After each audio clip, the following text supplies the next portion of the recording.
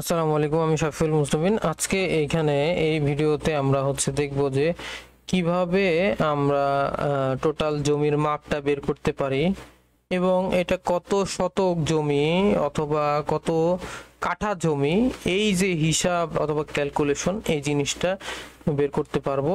এবং আমরা ম্যানুয়ালি, যদি আমাদের কাছে ক্যাট ফাইল না থাকে, আমরা হাতে মেপেও কিভাবে একটা অ্যাপ্রক্সিমেট জমি কত স্কোয়ার ফিট আছে অথবা কয় শতক আছে অথবা কয় কাঠা আছে এই জিনিসটা কিভাবে বের করতে পারি, ভিডিওর মাধ্যমে আমরা এটা লার্ন করব। চলেন শুরু করেই ফেলি। আসসালামু আলাইকুম রহমতুল্লাহ। এটা একটা রিয়েল প্রজেক্টের সেকেন্ড ফ্লোরের, এটা প্ল্যান। এই যে আমাদের নকশার উপরের দিকে ইন্ডিকেট করা, এটার মানে যে উপরের দিকে উত্তর দিক, এবং উপরের দিক উত্তর দিক মানে ডানের দিক পূর্ব দিক। এটা আমাদের মোটামুটি ইস্যু। আর এই পাশে আমাদের রাস্তা, এই পাশে রাস্তা, বাকিটা আবাদি জমি। গ্রাম যেহেতু G+3 অর্থাৎ 4 তলা এটা বিল্ডিং হবে, এটা রিয়েল প্রজেক্ট। তো যাই হোক, আমি প্ল্যানটা নিয়ে আপনাদের দেখানোর জন্য আমি কপি করে আনছি। এখন দেখেন, এইখানে আমরা অনেক সময় একটা প্রবলেম হয় যে আসলে আমি মাপার পরে অথবা ডিজিটাল সার্ভে যখন করানোর পরে জমির একটা আউটলাইন পাই, ওরা দিয়ে দেয়।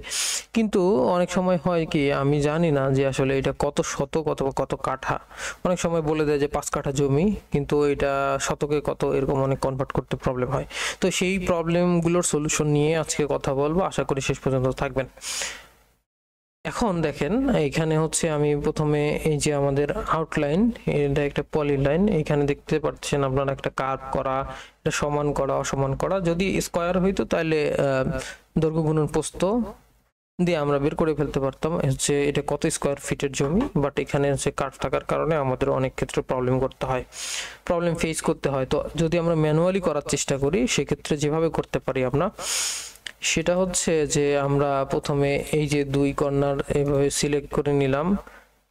দৈর্ঘ্য এখানে দেখতে পাচ্ছি আমরা 42 ফিট 3 ইঞ্চি। এইভাবে করে যদি এ পাশেও নেই, এটা সমান নাই, এটা 40 ফিট 8 ইঞ্চি। সো এরকম করে এই পাশেও আমরা এই দৈর্ঘ্যটা নিব এবং এই পাশেও এই দৈর্ঘ্যটা নিব। এরপরে এই বামের এবং ডানের অ্যাভারেজ করে যেটা থাকবে সেটা, এবং এই পাশের এবং উপরের এবং নিচের এই দুইটার অ্যাভারেজ করে যোগ করার পরে 2 দিয়ে ভাগ দিব, যেটা অ্যাভারেজ ভ্যালু আসবে। এই দুইটাকে গুণ করলে আমরা এই জমির একটা অ্যাপ্রক্সিমেট কত স্কোয়ার ফিট এটা পাবো। এটা ম্যানুয়াল সনাতন পদ্ধতি, এক্সাক্ট যখন মাপ নেওয়ার পসিবল হয় না। যেহেতু আমরা অটোক্যাডে ডিজাইন করা শিখতেছি, সেক্ষেত্রে আমরা খুব সহজ পদ্ধতিতে এটা করব। হ্যাঁ, যেহেতু আমরা ডিজিটালাইজড এবং অটোক্যাডে যদি করি আমরা ডিজিটাল সার্ভে পেয়ে যাই, অথবা আমরা মাপটা কোনোভাবে পাই।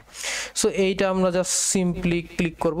ক্লিক করার পরে যেটা করব সেটা যে আমাদের কিবোর্ড থেকে LIST লিস্ট কমান্ডটা আমি জাস্ট ক্লিক করলাম। ক্লিক করার সাথে সাথেই এই যে এখানে আমরা দেখতে পাচ্ছি এরিয়া 324674.92 স্কয়ার ইঞ্চি, আর এখানে দেওয়া আছে 2254.6870 স্কয়ার ফিট। 2254.6870 square feet. আচ্ছা, আমরা যদি ক্যালকুলেটরটা ওপেন করি, কত আসছিল আমাদের? 2270। আচ্ছা, আমরা আরেকবার দেখে নেই। LIST যদি আমরা দেই, সিলেক্ট করার পরে পলিলাইনটাকে ইন্টার দিলে আমরা এখানে পাবো 2254। আচ্ছা, আমি হিসাবে সুবিধার্থে 2255 নিয়ে নিচ্ছি। ওকে, তাহলে আমরা ক্যালকুলেটরে যাই। ক্যালকুলেটরে যখন যাব, এই যে আমরা পাইছি 2255। এটা আমাদের টোটাল স্কয়ার ফিট, অর্থাৎ এটা 2255 স্কয়ার ফিটের আমার জমি আছে।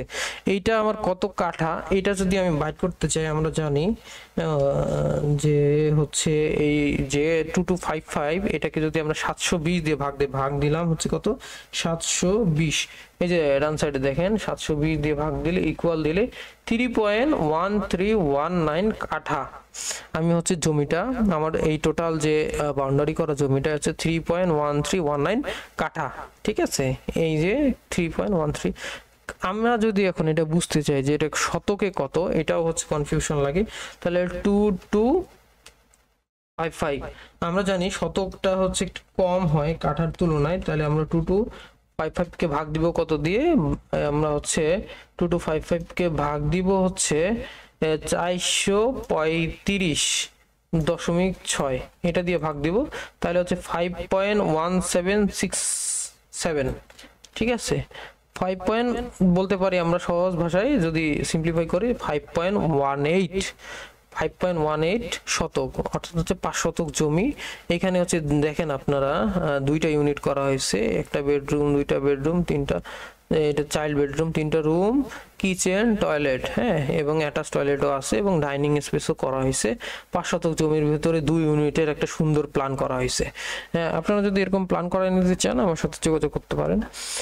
আর হচ্ছে এই যে ছোট ছোট টিপস পাওয়ার জন্য আমার চ্যানেলটি সাবস্ক্রাইব করতে পারেন। এটা ছিল মোটামুটি যে লিস্ট, এর মাধ্যমে আমরা টোটাল কত শতক, কত কাঠা এবং এইগুলোর মধ্যে পার্থক্যগুলো আমরা মোটামুটি বুঝতে পেরেছি।